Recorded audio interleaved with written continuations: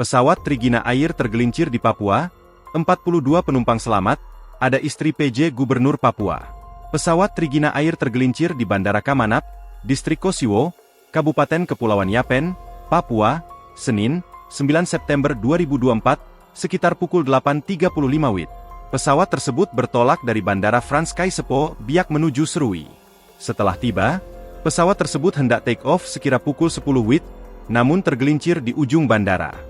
Adapun pesawat tersebut mengangkut rombongan PJ.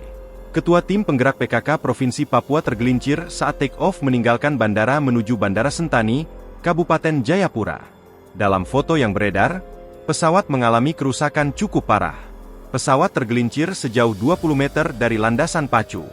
Kapolres Kepulauan Yapen Kompol Ardian Ukie Hercahi mengatakan, 42 orang penumpang dan 6 orang awak pesawat tersebut selamat dan telah dilarikan ke rumah sakit untuk diperiksa kesehatannya.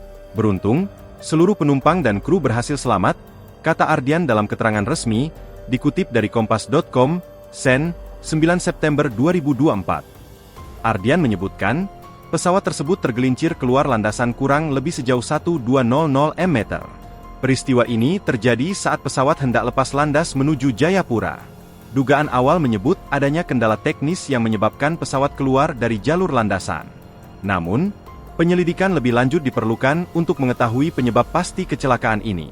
Selain itu, pihak kepolisian juga telah menghubungi otoritas penerbangan dan teknisi untuk memeriksa kondisi pesawat dan landasan.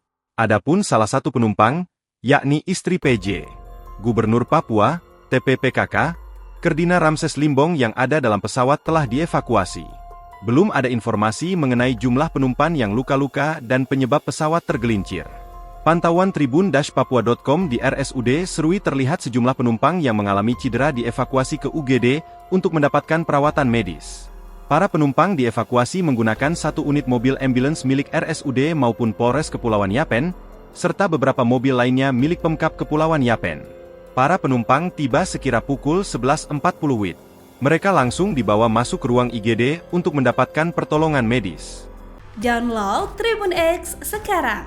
Menghadirkan lokal menjadi Indonesia.